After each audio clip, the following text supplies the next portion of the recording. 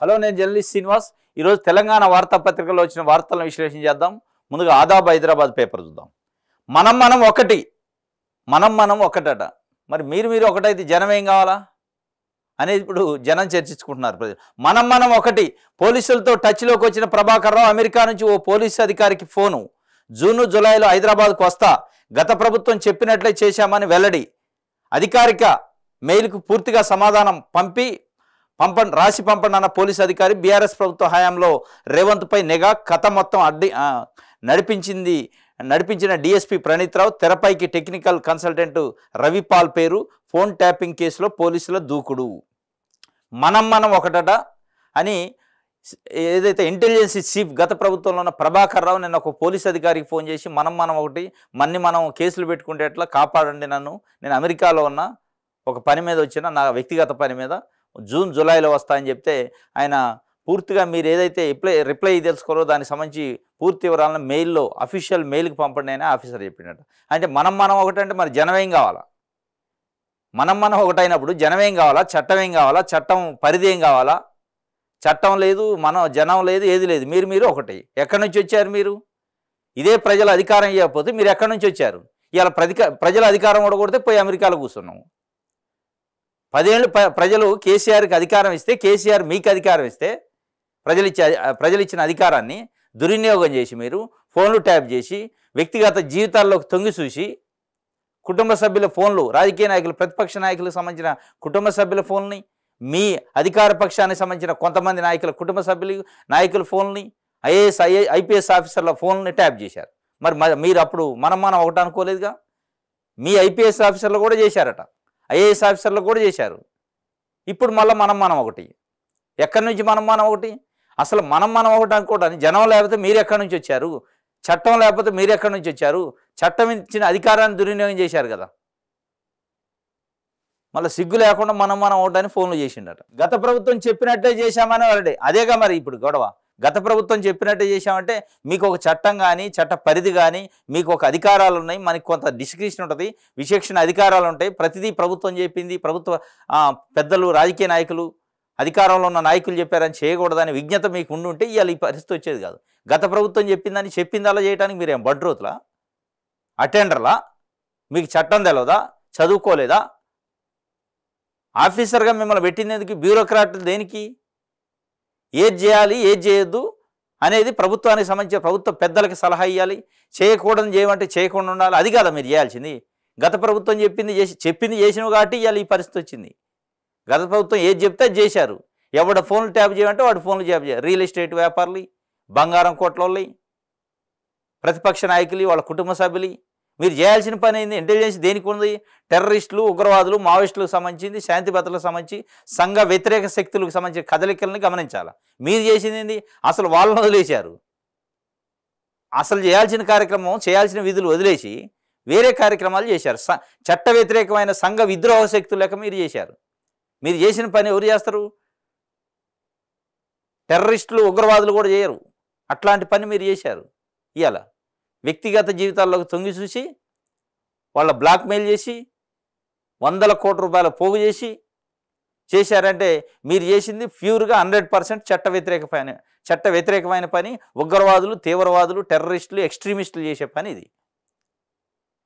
మళ్ళీ మనం ఒకటి. ఎట్లయితూ నువ్వు దొంగవా, నీ పైన ఆల్రెడీ అభియోగాలు ఉన్నాయి, ఎఫ్ఐఆర్లో A1 ఉన్నావు నువ్వు.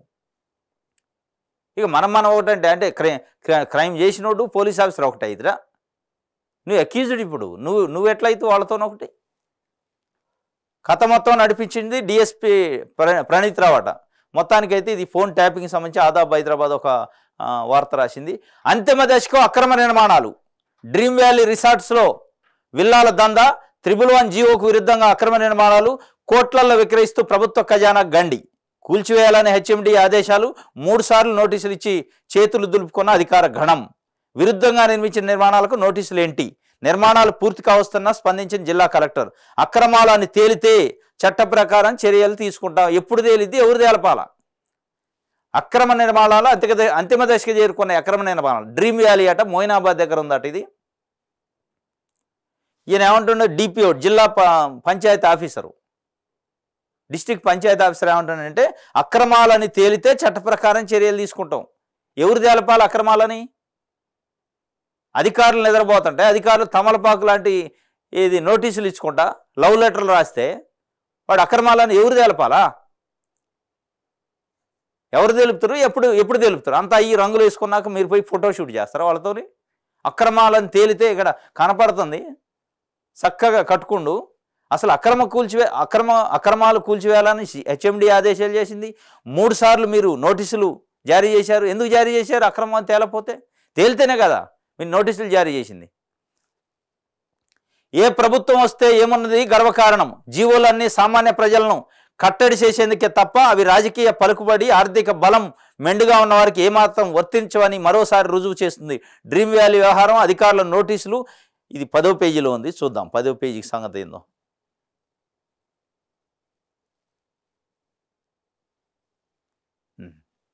పది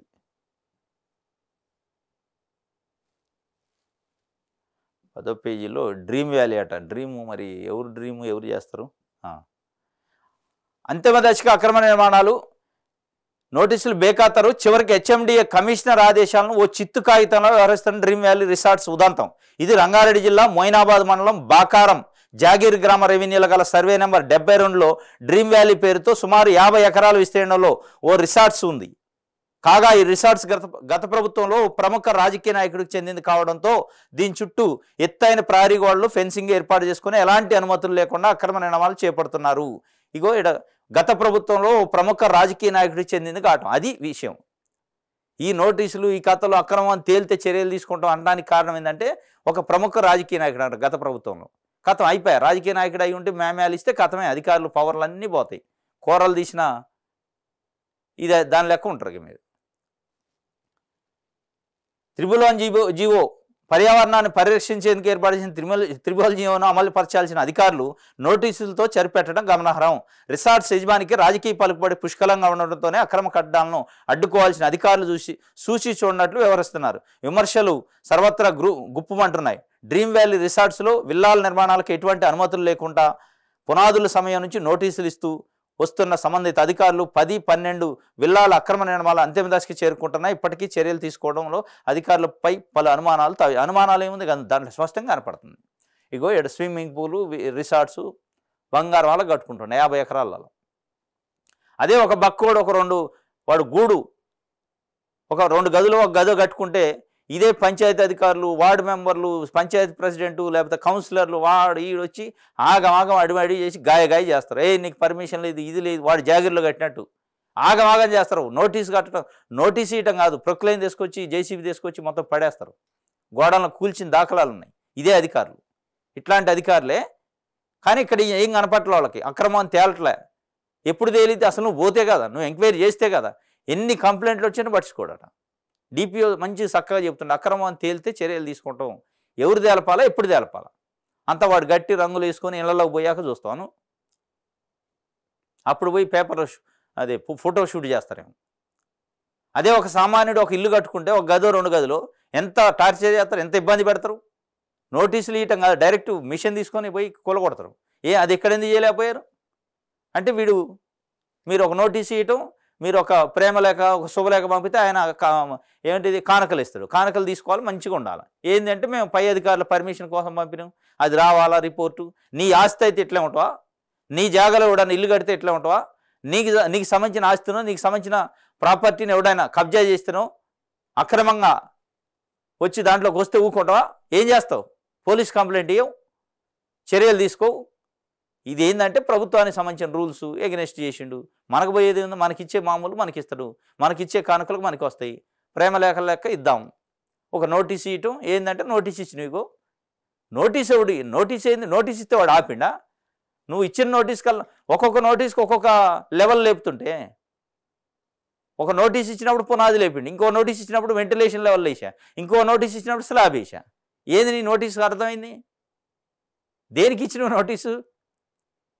అంటే మీ మామూళ్ళ కోసం మీ ప్రాపకం కోసం నోటీసులు ఇచ్చుకుంటూ బెదిరించుకుంటూ వాళ్ళ డబ్బులు తీసుకొని మీరు ఒకటయ్యి మనం ఒకటేలే ప్రజలు పిచ్చోళ్ళు అనే సందంగా మీరు ఒకటై మీ వ్యవహారాలు మీ డబ్బుల కోసం మీరు చేసుకుంటా ప్రభుత్వ నిబంధనలు గాలికి వదిలేసి 50 ఎకరాల్లో రిసార్ట్స్ కడుతుంటే కళ్ళు మూసుకొని ఉండి ఇవాళ మళ్ళీ నేను తప్పు అయితే తేలితే చర్యలు ఎప్పుడు తేలపాలా?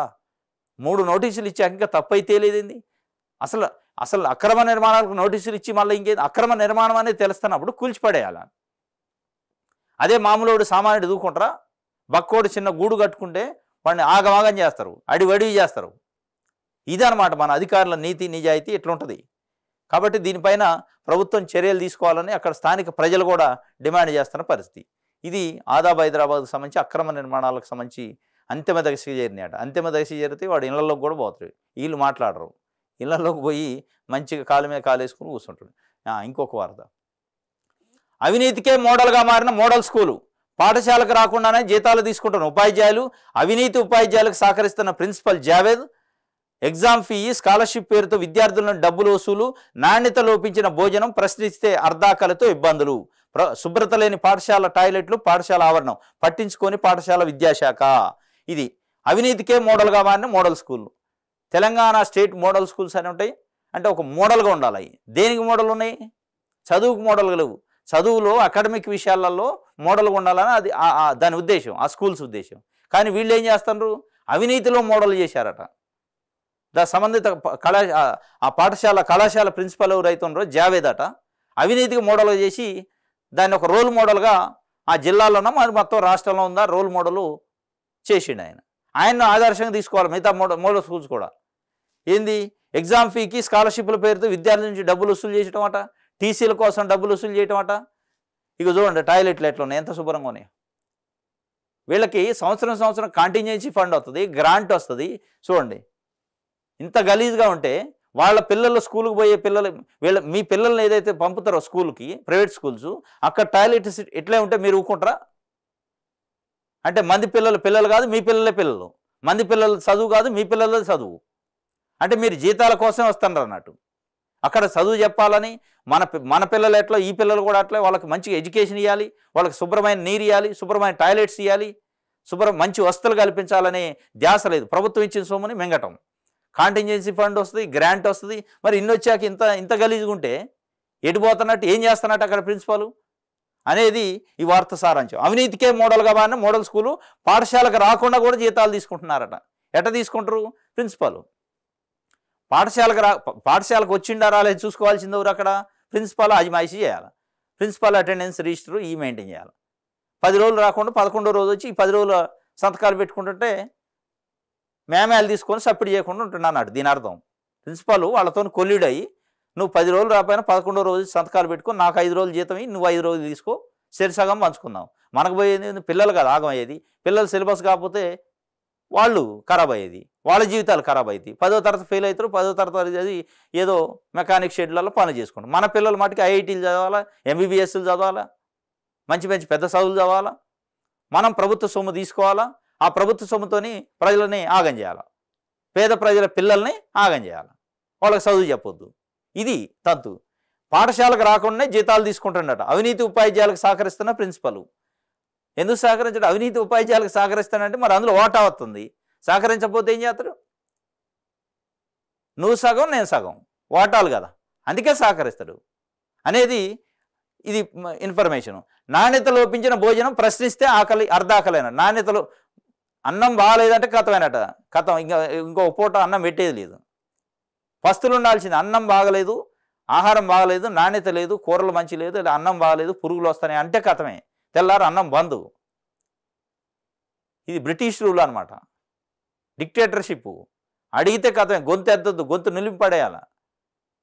నాకు ఎదురు ప్రశ్నిస్తావా అని ఆకలికి పస్తులు ఉంచడమే అనమాట. పట్టించుకొని పాఠశాల విద్యాశాఖ. మరి పాఠశాల విద్యాశాఖ ఏం చేస్తుందో దీనిపైన చూద్దాం. 7వ పేజీలో దీనికి సంబంధించిన వార్త ఉంది.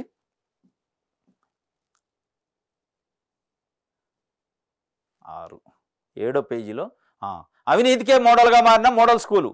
విద్యార్థులకు విద్యాబుద్ధులు నేర్పించి సన్మార్గంలో నడిపించాల్సిన ఉపాధ్యాయులే అసాంఘిక కార్యకలాపాలకు పాల్పడి పాఠశాల పరువు ప్రతిష్టను దిగజారుస్తూ ఉపాధ్యాయ వృత్తికే కలంకం తెస్తున్నారు. కొందరు ఉపాధ్యాయులు పెద్దపల్లి జిల్లా ఓదెల మండలంలోని తెలంగాణ మోడల్ స్కూల్లో ప్రిన్సిపల్ జావేదు ఉపాధ్యాయులు బాధ్యతారాహిత్యం వల్ల పాఠశాలకు చెడ్డ పేరు తేవడంతో పాటు పిల్లల భవిష్యత్తును ఇబ్బందులకు నెట్టేస్తున్నారు. పాఠశాలలో ప్రైవేటు పార్టీలు జరుపుకుంటూ సంస్కారం నేర్పాల్సిన ఉపాధ్యాయులే సంస్కారహీనులుగా ప్రవర్తించడం శోచనీయం. బాధ్యత గల ఉపాధ్యాయ వృత్తిలో ఉండి అసాంఘిక కార్యకలాపాలకు పాల్పడుతున్న వారికి ప్రిన్సిపల్ జావేద్ సహకరించడం సిగ్గుచేటు. ప్రిన్సిపల్ తన కింద పనిచేసే కొందరు స్టాఫ్తో లాలుచిపడి సరిగా లీవ్ అకౌంట్ రికార్డు చేయడంలో నిర్లక్ష్యం వహిస్తున్నారు. చైల్డ్ కేర్ లీవ్ ముందస్తు అనుమతి లేకుండా యథేచ్ఛగా వాడుకుంటూ ఫిబ్రవరి మార్చి 2024లో కొందరు టీచర్స్ నిబంధనలను ఉల్లంఘించి అక్రమాలకు పాల్పడ్డారు. అలాగే గంటల వారీగా బోధించే ఉపాధ్యాయులు ఒకరు జనవరి నెలలో 5 రోజులు, ఫిబ్రవరిలో 2024లో 2 రోజులు స్కూల్కి రాకున్నా ఫుల్ శాలరీ తీసుకున్నట్లు, వొకేషనల్ టీచర్ ఫిబ్రవరి 2024లో వారం రోజులు స్కూల్కి రాకున్నా వేరే వాళ్ళతో అటెండెన్స్ రిజిస్టర్లో దొంగ సంతకాలు చేపించడం, అవుట్ సోర్సింగ్ ఉద్యోగులను రెగ్యులర్గా స్కూల్కి రాకున్నా వారి విధులు నిర్వర్తించుకున్నా, పీఈటీ కంప్యూటర్ ఆపరేటర్ రోజుల తరబడి టైంకి రాకున్నా వారిపై ఎలాంటి చర్యలు తీసుకోకుండా పూర్తి వేతనాలు చెల్లిస్తూ ప్రిన్సిపల్ ప్రేక్షక పాత్రలో ఉండటం పలు అనుమానాలకు తావిస్తుంది. ఏముంది దీంట్లో అనుమానం ఏమీ లేదు. వాళ్ళు రాకుండా జీతం ఇస్తారు, సరిసగం. ఇదన్నమాట కథ. లేదా అనుమానం ఏముంటుంది? ఎందుకు ఎంటర్టైన్ చేస్తాడు? వాళ్ళు 10 రోజులు 15 రోజులు రాకుండా అటెండెన్స్ చేసుకొని జీతాలు తీసుకుంటుంటే ఈయనకేం లాభం ఉంటుంది? ఈయనకి ఏదో లాభం ఉంటేనే అది ఎంటర్టైన్ చేస్తాడు, లేకపోతే ఎందుకు చేస్తాడు? ఇది చూడండి ఎట్లున్నాయి. డ్రింకింగ్ వాటర్ తాగే ట్యాపు, పాకురు బట్టి డ్రింకింగ్ వాటర్ తాగే ట్యాపు ఇంత గలీజ్గా, ఇదిగో ట్యాపు. ఇది వీళ్ళు చేసేది. మళ్ళీ వీళ్ళు ఎగ్జామ్ ఫీజులో ఎక్స్ట్రా వసూలు చేయటమాట, ఇంకేదో టీసీల కోసం డబ్బులు వసూలు చేసేమంట, డబల్ టీసీలు ఇవ్వటమాట. ఈ రకరకాల అవకతవకలు చేసుకుంటా అటెండెన్స్ మెయింటైన్ చేయరట. ఇవన్నీ ఇది చూస్తే ఇది మరి దేనికి మోడల్ స్కూలు? అక్రమాలకు మోడల్ స్కూలు, అవినీతికి మోడల్ స్కూలు, అసాంఘిక కార్యకలాపాలకు మోడల్ స్కూలు అనే విధంగా ఈ వార్తను చూస్తే అర్థమవుతుంది. అటు దీనిపైన ఇప్పటికైనా సంబంధిత విద్యాశాఖ అధికారులు కఠినమైన చర్యలు తీసుకోవాలి. దానిపైన సంబంధిత వ్యక్తులు ఎవరైతే ఉన్నారో ప్రిన్సిపల్ కానీ ఉపాధ్యాయులు కానీ వాళ్ళపైన చర్యలు తీసుకొని దాన్ని ఒక మోడల్ స్కూల్గా మార్చాలా, రోల్ మోడల్గా మార్చాలా, అకాడమిక్ రోల్ మోడల్గా మార్చాలి. దీనికి కాదు రోల్ మోడల్గా మార్చాల్సింది అనేది అక్కడ ఉన్నటువంటి పేరెంట్స్ కోరుకుంటున్న విషయం. ఇది ఆదాబ్ హైదరాబాద్కు సంబంధించి ఈరోజు ఇచ్చిన వార్తలు. నెక్స్ట్ మనం ఈనాడు పేపర్ చూద్దాం. వేగంగా అడుగంటుతున్నాయి జూరాల, శ్రీశైలం, నాగరసాగర్ జలాశయాల్లో తగ్గుతున్న నిల్వలు. గోదావరి పరివాహకంలోనూ రిజర్వాయర్లు వెలవెల. వేసవికాలం పరిస్థితులపై ఆందోళన. శ్రీశైలం జలాశయంలో వెనక జలాలు వేగంగా తగ్గిపోతుండటంతో నదీ మేటలు తేలుతున్నాయి. జలాశయం పూర్తిస్థాయి నీటి మట్టం 885 అడుగులకు గాను 810 అడుగులకు చేరుకుంది. తుంగభద్ర డ్యాంలో ప్రస్తుతం 5.32 టీఎంసీలో ఉన్నాయి. సాగర్ పూర్తిస్థాయి నీటి మట్టం 590 అడుగులకు గాను 513 అడుగులకు చేరుకుంది. గోదావరి పరివాహకంలోని చెరువులు నీటి మట్టాలు పూర్తిగా పడిపోయాయి. సింగూరు జలాశయంలో కొంత మేరకు నీరు నిల్వ ఉండటం ఊరటనిచ్చే విషయం. శ్రీరామసాగర్ ప్రాజెక్టు నుంచి ఈ దఫా 3 సార్లు క్రెస్ట్ గేట్లు ఎత్తి దిగువకు నీరు విడుదల చేశారు. గత ఏడాదితో పోలిస్తే ఈసారి 13 టీఎంసీల వినియోగం అధికంగా నమోదైంది. మొత్తానికైతే వేగంగా అడుగంటున్నాయట శ్రీశైలం, జూరాల, నాగరసాగర్ జలాశయాల్లో తగ్గుతున్న నీటి మట్టాలు. అదేవిధంగా గోదావరి పరివాహక ప్రాంతంలో కూడా చెరువులు, రిజర్వాయర్లలో నీటి మట్టం తగ్గిందట. ఇది ఒక ప్రమాదకరమైన, ఆందోళనకరమైన అంశం. ఎందుకంటే ఇప్పటికే మనం కర్ణాటక బెంగళూరులో చూస్తున్నాం. వారానికి ఒకసారి స్నానం చేసే పరిస్థితి, తాగటానికి నీళ్ల కోసం గొడవలు పెట్టుకునే పరిస్థితి. అసలు ఆ నీళ్ళ కోసమే రోజు డ్యూటీలు వదిలిపెట్టి, ఉద్యోగాలు వదిలిపెట్టి తిరుగుతున్న పరిస్థితి బెంగళూరులో ఉంది. ఇంకా కొంత మనం ఇప్పుడైతే మెరుగున్నాం. ఇంకా 2 నెలలు 15 రోజులు, దాదాపు 70 రోజులు పైన వేసవి కాలం ఉంది. ఎందుకంటే మార్చి అయిపోవచ్చింది, ఏప్రిల్ ఫుల్ ఉంది, మే ఫుల్ ఉంది. అంటే 70 రోజుల పైనే మనకు ఎండలు ఉంటాయి. వర్షాలు వచ్చే అవకాశం లేదు 70 రోజుల వరకు. ఈ 70 రోజుల్లో ఈ మరి అడుగంటుతున్నాయి కాబట్టి ప్రభుత్వం ప్రత్యామ్నాయ చర్యలు తీసుకోవాలి. ఎందుకంటే ఇప్పటికే గ్రామాలలో నీళ్లు దొరకని పరిస్థితులలో 2-3 కిలోమీటర్లు పోయి నీళ్లు తెచ్చుకునే పరిస్థితి, మంచినీళ్ళు కొన్ని గ్రామాల్లో అయితే ఉన్నాయి. సరే ఉన్నాయి పక్కన పెట్టినా ఉన్న వాటిని జాగ్రత్తలు తీసుకుంటూ లేని వాటికి ప్రత్యామ్నాయ ఏర్పాట్లు చేయాలి. ఈ అడుగంటుతున్న జలాశయాలకు సంబంధించి కూడా చర్యలు తీసుకోవాలి ప్రభుత్వం.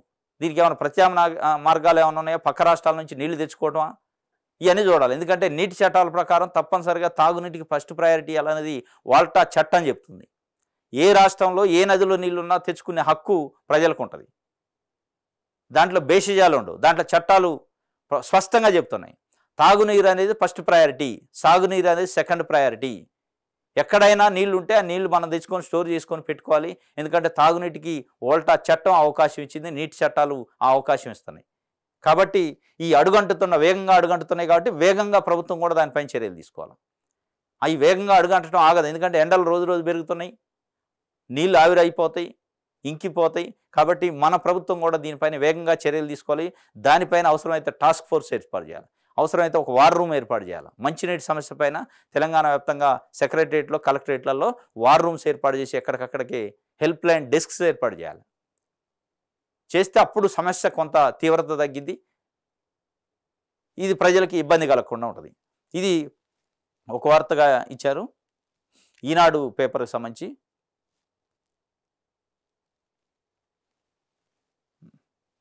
నమస్తే తెలంగాణ.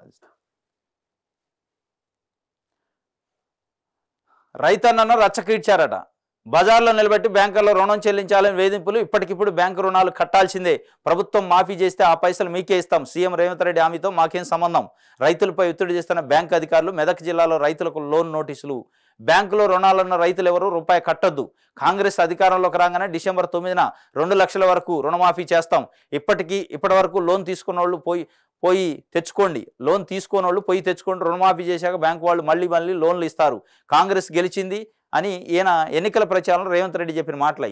బ్యాంకుల్లో రుణాలు తీసుకోండి, కాంగ్రెస్ పార్టీ అధికారంలోకి రాగానే 2 లక్షలు రుణమాఫీ చేస్తాం, ఎవరైనా ఇప్పటికీ బ్యాంకులలో లోన్ లేని వాళ్ళు ఉంటే మళ్ళీ తెచ్చుకోండి, మేము రాగానే లోన్ మాఫీ చేస్తాం అని చెప్పిండు.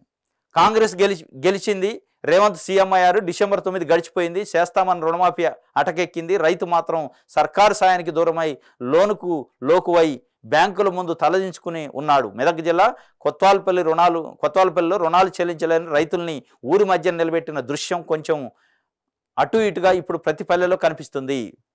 ఇది కొత్వాలపల్లి మెదక్ జిల్లాలో సంబంధించి బ్యాంక్ అధికారులు వచ్చి నోటీసులు ఇచ్చారు రైతులు. ఇది వాస్తవంగా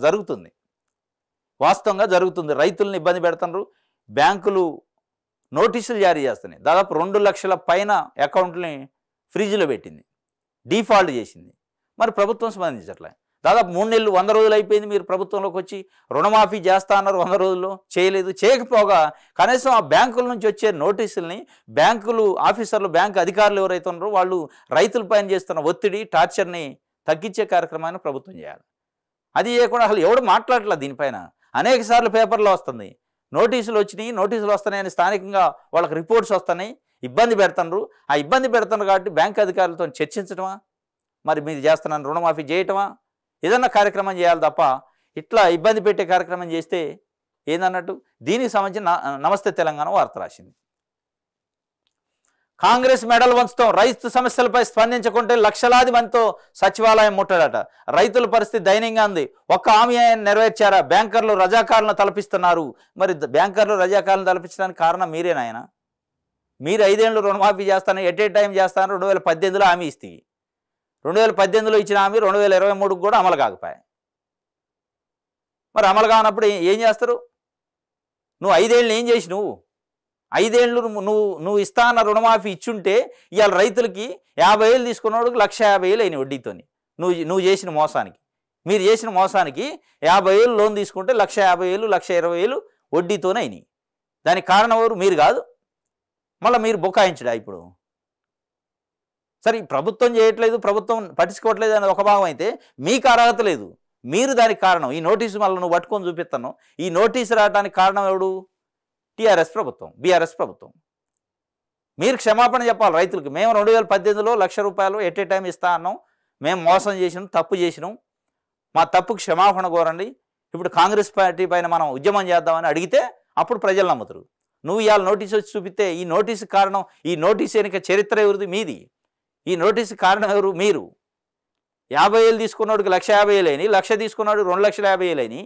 కాటానికి కారణం కేసీఆర్ ప్రభుత్వం కాదా అనేది ఇవాళ రైతులు అడుగుతున్నారు. బ్యాంకర్లు రజాకారులను తలపిస్తున్నారు, లీగల్ నోటీసులు పంపిస్తున్నారు, పంట రుణాలు ఎవరూ చెల్లించవద్దు, ఎకరానికి 25,000 పరిహారం చెల్లించాలి. నేటి నుంచి పంట పొలాల సందర్శన మాజీ మంత్రి హరీష్ రావు వెల్లడి. సీఎం గారు కాంగ్రెస్లో చేరికల మీద కాదు, రైతుల కన్నీటి చారికలపై దృష్టి పెట్టండి, నష్టపోయిన రైతుల వివరాలు సేకరించండి, ప్రకృతి వైపరీత్యాల సాయానికి ఎన్నికల కోడ్ అడ్డు కాదు అని చెప్పి దగా కాంగ్రెస్. రైతులకు ఇచ్చిన హామీల్లో ఒకటాన్ని నెరవేర్చారా? 2 లక్షల రుణమాఫీ దగా, కౌలు రైతులకు ఎకరానికి 5,000 దగా, వ్యవసాయ కూలీలకు 12,000 దగా, క్వింటాల్ వరకు 500 బోనస్ దగా. మరి ఇవన్నీ దగాలు. ఓకే, కొద్దిసేపు అనుకుందాం. మరి మీరు చేసిన దగా అయింది. రైతులకు ఇస్తున్న రుణమాఫీ సంగతి మీరు ఏం దగా చేశారు? మీరు దగా చేయబట్టి వాళ్ళ బ్యాంకులో నోటీసులు పంపి 2,25,000 అకౌంట్లు ఫ్రీజ్ చేశారు మీ యొక్క నిర్వాహకం వల్ల. సరే, వాళ్ళు అన్నది 2 లక్షల రుణమాఫీ దగా. ఓకే, కొద్దిసేపు అనుకో, ఎన్నికల కోడ్ వచ్చిందా ఇంకోట, లేకపోతే బడ్జెట్ లేదా అనేది వాళ్ళు కూడా చేయాలి. వాస్తవంగా చేస్తా అన్నాక దానికి పైన చర్యలన్నా తీసుకోవాలి. చర్యలు తీసుకుంటే బ్యాంకు వాళ్ళు స్పీడ్ తగ్గిద్ది, రైతుల మీద ఒత్తిడి చేయరు. ఇంకోటి ఏంది, రైతులకు కౌలు రైతులకు ఎకరానికి 10,000 దగా, 15,000 దగా అంటే వాళ్ళు నెక్స్ట్ సీజన్ నుంచి ఇస్తా అంటుండు. మొన్నటి సీజన్ టైం లేదు కాబట్టి 10,000తోనే పాత పద్ధతిలో ఇస్తాం, నెక్స్ట్ సీజన్లో 15,000 ఇస్తామని చెప్పిండు. అది ఒకటి. ఇంకోటి, వ్యవసాయ కూలీలకు 12,000 కూడా ఆఫ్టర్ ఎలక్షన్ ఇస్తా అంటున్నారు. క్వింటాల్ వరికి 500 బోనస్. వీటన్నిటి సరే వీళ్ళు దగా, నువ్వు చేసిన దగా అయింది, నీ దగాకి క్షమాపణ చెప్పిన తర్వాతనే రైతుల దగ్గరికి పోతే బాగుంటుంది అనేది వాళ్ళ రైతులు అడుగుతున్నది. మీ వల్ల ఊర్లలో విరక్తి చెంది చిత్తుగా ఓడించారు. మీ రుణమాఫీ ఇట్లాంటి వ్యవహారాల వల్లనే చిత్తుగా ఓడించింది ఏంటంటే రుణమాఫీ కూడా అందులో ఒకటి. ఒక్కొక్కటి డబల్ అయిన తర్వాత వాళ్ళు ఎక్కడి నుంచి కడతారు ఇవాళ? ఈ డబల్ కావడానికి కారణం మీరు. మళ్ళీ ఇప్పుడు కాంగ్రెస్ పార్టీ వచ్చింది, మళ్ళీ వాళ్ళు కూడా ఇది చేస్తే మళ్ళీ డబల్ అయితే ఒకళ్ళ మీద ఒకళ్ళు వేసుకొని రైతులను ఇబ్బంది పెట్టే పరిస్థితి చేస్తున్నారు. బీసీ వర్సెస్ రెడ్డి అట. కాంగ్రెస్లో ముదురుతున్న వివాదం, పదవుల్లోనూ రెడ్లకే ప్రాధాన్యం, రచ్చకెక్కితే చర్యలంటూ పీసీసీ హెచ్చరిక. పార్టీ క్రమశిక్షణ చర్యలు బీసీ నేతలకేనా? కోమటిరెడ్డి జగ్గారెడ్డిని హెచ్చరించలేదేం? మహేష్ కుమార్ గౌడ్పై బీసీ నేతల మండిపాటు, మున్నూరు కాపు నేతలే టార్గెట్ అని క్రాంతి కుమార్ మాట్లాడిండు. ఇది బీసీ వర్సెస్ రెడ్డి అని కాంగ్రెస్ పార్టీలో నడుస్తుందట. అంటే కొంతమంది బీసీకి సంబంధించిన నాయకులు, మొన్న నిరంజన్ టీపీసీసీ ఉపాధ్యక్షుడు నిరంజన్ గారు కానీ, అదేవిధంగా వి హనుమంతరావు కాంగ్రెస్ పార్టీ సీనియర్ నాయకుడు కానీ, సీఎం యొక్క వ్యవహార శైలి కలవకపోవటం ఇదంతా ఉంది. అదేవిధంగా టికెట్లు కూడా వలసవాదులకు ఎందుకు ఇస్తున్నారు, కాంగ్రెస్ పార్టీ వాళ్ళకి ఇవ్వకుండా అని కొంత విమర్శ చేశారు, లెటర్లు రాశారు ఏఐసీసీకి. దానిపైన Mahesh Kumar Goud TPCC working president నిన్న హెచ్చరిక జారీ చేసిండు. పార్టీ క్రమశిక్షణ దాటితే ఎంతటి స్థాయి నాయకులైనా చర్యలు తీసుకుంటామని చెప్పిండు. దాని మీద మళ్ళీ బీసీ నాయకులు కొంత ఇంటర్నల్గా చర్చించుకుంటున్నారట. అంటే పార్టీ క్రమశిక్షణ అనేది ఓన్లీ బీసీలకే ఉంటుందా, రెడ్లకు ఉండదా? కోమటిరెడ్డి వెంకటరెడ్డి, జగ్గారెడ్డి లాంటి వాళ్ళు బాహటంగా పీసీసీ అధ్యక్షుడి పైన విమర్శలు చేస్తే చర్యలు లేవు. ఇవాళ బీసీ నాయకులకి గొంతు నిలిమే ప్రయత్నం చేస్తున్నారు. బీసీ నాయకులకు పదవుల్లో ప్రాధాన్యత లేదు, టికెట్లో ప్రాధాన్యత లేదు అని వాళ్ళు ఓపోతున్న పరిస్థితి. ఇది బీసీ వర్సెస్ రెడ్డి అని ఒక వార్తని వేశారు. ఇది నమస్తే తెలంగాణకు సంబంధించి సాక్షి పేపర్ చూద్దాం. బెదిరింపుల దందాట, ట్యాపింగ్ టీమ్ అక్రమ వ్యవహారాలు ఒక్కొక్కటిగా వెలుగులోకి. పలు కంపెనీలు అధినేతలు, రియాల్టర్లు, బిల్డర్లు, జ్యువెలరీల ఫోన్లపై నిఘా. ఇది బెదిరింపుల దందా. వీళ్ళ ఉద్యోగం ఏంది, వీళ్ళు చేసే పని ఏంది? వీళ్ళ ఉద్యోగం ఏంది? టెర్రరిస్టులు, మావోయిస్టులు, ఉగ్రవాదులకు సంబంధించి, ఎక్స్ట్రీమిస్టులకు సంబంధించి, అసాంఘిక కార్యకలాప శక్తులకు సంబంధించి నిఘా పెట్టాలి వాళ్ళపైన, వాళ్ళ కదలికలపైన. వాళ్ళ కదలికపైన నిఘా పెట్టి ప్రజలకి లా అండ్ ఆర్డర్ ప్రాబ్లం కాకుండా, ప్రజలకి ఎట్లాంటి ఇబ్బంది లేకుండా చర్యలు తీసుకోవాలి. కానీ వీళ్ళు ఎవరిపైన పెట్టారు? ప్రజానాయకులపైన, ప్రతిపక్ష నాయకులపైన, ప్రజలకు సేవ చేసే అధికారులపైన నిఘా పెట్టి, వ్యాపారాలు చేసుకునే వాళ్ళపైన నిఘా పెట్టి, రియల్ ఎస్టేట్ బ్రోకర్లపైన, రియల్ ఎస్టేట్ వ్యాపారులపైన నిఘా పెట్టి వాళ్ళ దగ్గర దందా చేశారు. బెదిరింపు చేయటం, డబ్బులు తీసుకోవటం. ఇది వీళ్ళు చేసింది. వీళ్ళు మామూలు క్రైమా ఇది? ఇదే మీరు చేయాల్సిన డ్యూటీ? ప్రభుత్వం ఇచ్చిన సొమ్ముతో, ప్రభుత్వం ఇచ్చిన జీతాలు తీసుకుంటా మీరు చేసిన దందా ఏంది? మీరు చేసిన దందా ఏంది? దాడి దోపిడీగాళ్ళు ఎట్లా చేస్తారో అట్లా చేశారు. దోపిడీదారులు, దొంగలు ఎట్లా చేస్తారో అట్లా చేశారు మీరు. ఇది దొమ్మిలు చేసిన వాళ్ళు కూడా చేయరు ఇంత దారుణంగా. పంటల బీమా కేంద్రం ఓకే, రాష్ట్ర ప్రభుత్వం విన్నపానికి అంగీకారం. రాష్ట్రంలో ప్రధానమంత్రి ఫసల్ బీమా యోజన అమలుకు ఏర్పాట్లు. వచ్చే వానాకాల సీజన్ నుంచి అమలు చేసే అవకాశం. ఇది పంటల బీమాకు సంబంధించి కేంద్ర ప్రభుత్వం ఫసల్ బీమా యోజన ఉంది. గత ప్రభుత్వం దీన్ని అడాప్ట్ చేసుకోలేదు. ఇప్పుడు వచ్చిన కొత్త ప్రభుత్వం కేంద్రానికి లేఖ రాసిందట. ఫసల్ బీమా యోజన మాకు కావాలి, మేము తీసుకుంటాం, మా రాష్ట్రం కూడా అడాప్ట్ చేసుకుంటుందని దానికి కేంద్ర ప్రభుత్వం అంగీకారం తెలిపిందట. ఇప్పటి నుంచి ఫసల్ బీమా యోజన వల్ల ఏదైనా పంటలు అతివృష్టి, అనావృష్టి వల్ల నష్టపోతే బీమా, ఇన్సూరెన్స్ వస్తుంది అనే ఒక శుభవార్తని కేంద్రం ఓకే చెప్పినట్టు ఇచ్చారు. ఇంకోటి, ఫామ్ ల్యాండ్ బురిడి. భువనగిరిలో నిబంధనలకు పలు రియల్ ఎస్టేట్ సంస్థలు తూట్లు, వందల సంఖ్యలో అనధికార లేఅవుట్లు, సహకరిస్తున్న రెవెన్యూ రిజిస్ట్రేషన్ శాఖలు, కోట్లతో ఆదాయము కోల్పోతున్న స్థానిక సంస్థలు, ప్రభుత్వం అన్ని అనుమతులు ఉన్నాయని కొనుగోలుదారులను మోసగిస్తున్న వైనం. ఫామ్ ల్యాండ్తో బురిడి అట. భువనగిరి ఒకటి కాదు, చాలా దగ్గర ఉన్నాయి. షాద్నగర్ ఆ ఏరియాలో, కొందుర్గు ఆ ఏరియాలో వాడు స్వర్గసీమ అని వస్తారు. సుకేతన, స్వర్గసీమ, సిరులసీమ అని రకరకాల పేర్లు పెట్టి గుర్రాలపైన, ఏనుగులపైన, సింహాసనాలపైన కూర్చొని యాడ్లు ఇస్తుంటాడు. చంద్రశేఖర ఏదో పేరుంది. చండ్రా చంద్రశేఖరం ఇది ఆడిబాపుతాయి. ఇది కూడా 70 ఎకరాల్లో లేఅవుట్ చేశారట. అదే అధికారికంగా లేఅవుట్ చేసి దాన్ని ఫామ్ ల్యాండ్ కింద మళ్ళీ ధరణిలో రిజిస్ట్రేషన్ చేస్తాం. ఇది అక్రమం. ఎందుకు ఇట్లా చేస్తారు అంటే ఫామ్ ల్యాండ్స్ అయినప్పుడు ఏమైందంటే, ఫామ్ ల్యాండ్స్ అంటే అగ్రికల్చర్ ల్యాండ్స్కి ఇవన్నీ ఏముండదు. నాలా ల్యాండ్ అదే రియల్ ఎస్టేట్లో ఈ నాన్ అగ్రికల్చర్ ల్యాండ్స్ అయితే ఏమైందంటే, నాన్ అగ్రికల్చర్ కన్వర్షన్ చేసి వెంచర్ చేయాలంటే ప్రభుత్వానికి కొంత ఫీజు ఇవ్వాలి, కొంత ఫీజు చెల్లించాలి. అదేవిధంగా 10% ల్యాండ్ని గిఫ్ట్ చేయాలి స్థానిక సంస్థలకి. అది మున్సిపాలిటీ అయితే మున్సిపాలిటీకి, గ్రామ పంచాయతీ అయితే గ్రామ పంచాయతీకి. 10% ల్యాండ్ అంటే ఎకరానికి అంటే ఎకరము చేస్తే ఒక 10 ఎకరాలు చేశారనుకోండి వెంచరు, 1 ఎకరం ఆ గ్రామ పంచాయతీకి ఇవ్వాలి. ఇది కామన్ యూటిలిటీ, కమ్యూనిటీ యూటిలిటీ కోసం. అది తప్పించుకోవడం కోసం ఫామ్ ల్యాండ్స్ కింద చేసి 100 గజాలు 200 గజాలు అమ్ముతుంటే అక్కడ ఉన్న యంత్రాంగం నిద్రపోతుంది. అక్కడ ఉన్న స్థానిక ప్రభుత్వాలు కానీ, అంటే గ్రామ పంచాయతీ కానీ, ఎంపీడీఓ కానీ, డిటిసిపికి సంబంధించి అధికారులు కానీ వీళ్ళంతా నిద్రపోతున్నారు. ఏంది నిద్రపోవడం అంటే మీన్స్ ఏంది, వాళ్ళు ఇచ్చే డబ్బులకి తీసుకోవడం, సబ్సిడీ చేయకుండా ఉంటాం. లేకపోతే ఎట్లా చేస్తారు ఇది ఫామ్ ల్యాండ్స్ని అమ్మే అర్హత లేదు, రూల్స్ ఒప్పుకోవు. కానీ ఫామ్ ల్యాండ్స్ని రిజిస్ట్రేషన్ తహసీల్దార్ చేస్తారు మేమేలు తీసుకొని. దాన్ని చేస్తుంటే చూస్తూ గ్రామ పంచాయతీ సంబంధించి కానీ స్థానిక సంస్థల అధికారులు నిద్రపోయినట్టుంటారు, నటిస్తారు. ఇది భువనగిరి దగ్గర ఫామ్ ల్యాండ్స్తో బురుడి కొడుతుండని ఒక వార్తను సాక్షి పేపర్ ఇచ్చింది. ఒక భువనగిరి దగ్గరనే కాదు, చాలా హైదరాబాద్ చుట్టుపక్కలలో చాలామంది ఇట్లాంటివి పెట్టి మోసం చేస్తున్నారు ప్రజల్ని. ప్రజలు జాగ్రత్తగా ఉండాలి. ఇట్లాంటి మోసపూరితమైన కంపెనీల జోలికి పోయి మీరు మోసపోవద్దు. ఇట్లా ఇప్పుడు మనకి షాద్నగర్ ఏరియాలో సుకేతన అని, స్వర్గసీమ అని రకరకాల పేర్లతో ఒకడు వస్తాడు, చంద్రశేఖర్ అనే అతను. ఆయన కూడా ఇదే ఫామ్ ల్యాండ్స్, శ్రీగంధం చెట్లు పెంచుతున్నా, నేను ఇది చేస్తా, నేను అది చేస్తా. స్వర్గసీమ ఆయన దాంట్లో ప్లాట్ కొంటే స్వర్గమే మనకి. నువ్వు చేసేది మోసం, మళ్ళీ స్వర్గసీమ. ఇట్లా కాబట్టి ఈ ఫామ్ ల్యాండ్స్ మోసగాళ్ళతో జాగ్రత్తగా ఉండండి. ఈ ఫామ్ ల్యాండ్స్ యాడ్స్తో జాగ్రత్తగా ఉండండి. వీళ్ళు ఇచ్చే యాడ్లు కానీ, వీళ్ళు చేసే మోసాలు కానీ కనిపెట్టి ప్రజలు జాగ్రత్తగా ఉండాలి. అదేవిధంగా ప్రభుత్వ అధికారులు దీనిపైన స్పందించాలి. డిటిసిపి కానీ, స్థానిక సంస్థల అధికారులు కానీ, ప్రభుత్వ పెద్దలు దీనిపైన దృష్టి పెట్టాలి. ఫామ్ ల్యాండ్స్ అనేది పెద్ద దందా, పెద్ద మోసం. దీనిపైన దృష్టి పెట్టి ఎంక్వైరీ చేసి తగు చర్యలు తీసుకోవాలని ప్రజలు డిమాండ్ చేస్తున్న పరిస్థితి. ఇది సాక్షి పేపర్కి సంబంధించి.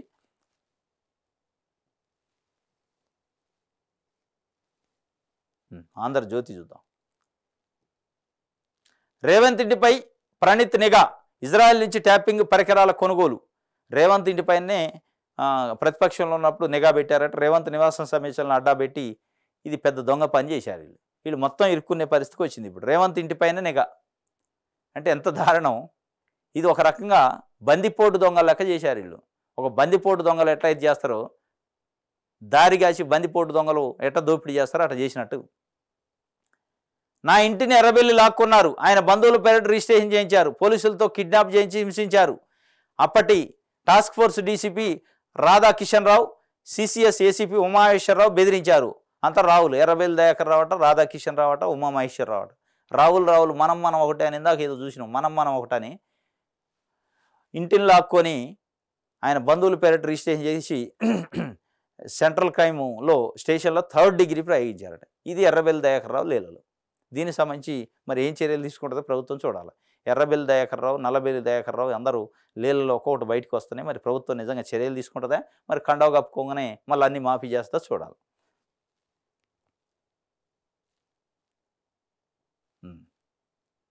నెక్స్ట్ దిశ పేపర్. వామ్మో నా పేరు బయటకు వస్తే కేసీఆర్ సన్నిహితుల్లో ట్యాపింగ్ టెన్షన్. వామ్మో నా పేరు బయటకు వద్దా, నా పేరు బయటకు వద్దా అని ఒకడు గుండెలు దడబడుతున్నాడు. గుండెల్లో రైలు పడిగెడతాను ఈ ఫోన్ ట్యాపింగ్తో. ఇది పెద్ద దొంగ పని కదా, పెద్ద క్రైమ్. ఇది మామూలు క్రైమ్ కాదు. దీంట్లో ఎవడోడు అందరూ బయటకు వస్తున్నాయి, ఎవడు కూడా టెన్షన్ పడుతున్నాడు. ఈ టెన్షన్లో మరి కండలు కప్పుకునే కార్యక్రమం చేస్తారా, మరి కాళ్ళు పట్టుకునే కార్యక్రమం చేస్తారా చూడాలి. ఇప్పుడు ప్రణీత్ రావు ఎంక్వైరీతో డిఫెన్స్లోకి ఇప్పటికే వేరు కేసులతో సతమతం. కొత్తగా ఇది మెడకు చుట్టుకుంటే ఎలా, ఆందోళన బీఆర్ఎస్ పెద్దల సన్నిహితులు. ఆందోళనలో బీఆర్ఎస్ పెద్దల సన్నిహితులట. పార్టీ వర్గాల్లోనూ జోరుగా చర్చ. ప్రభుత్వం తదుపరి యాక్షన్పై ఉత్కంఠ. మొయినాబాద్ ఫామ్ హౌస్ కేసు పైన సర్కార్ నజర్. మనం ఒకటే, ఇళ్లలో సోదాలు ఎందుకు, గత ప్రభుత్వం చెప్పినట్టే చేశా, పోలీసులతో టచ్లోకి ప్రభాకర్. మనం ఒకటే. మరి ఇదేంది, మనం ఒకటే ఏదైనా చేయొచ్చా? ఏ దొంగ పని, దొమ్మి పని ఏదైనా చేయొచ్చు. బందిపోటు దొంగ లెక్క రియల్ ఎస్టేట్ వ్యాపారులని జ్యువెలరీ షాపుల్లోనే బెదిరించి డబ్బులు తీసుకుంటే మనం ఒకటి దొంగ పనులు చేసి మళ్ళీ మనం ఒకటట. ఒకవాడు భయపడి చేస్తాడట. బీఆర్ఎస్ పార్టీలో ఉన్న నాయకులు అప్పట్లో ఏదైతే ఈ కార్యక్రమం చేసిన నాయకులు వాళ్ళకి తెలుసు తేలుగుట్టిన దొంగ ఎట్లయితే ఉంటాడో అట్లా సప్పిడి చేయకుండా ఉంటున్నారు. మొత్తానికి మరి కాళ్ళు పట్టుకుంటారా కండవ కప్పుకుంటారా చూడాలి. ఇది ఒక వార్తగా దిశ పత్రిక. ఇది ఈరోజు తెలంగాణ వార్తాపత్రికలు వచ్చిన వార్తలకు సంబంధించిన విశ్లేషణ. రేపు తాజా వార్తలతో మళ్ళీ కలుసుకుందాం. Thank you.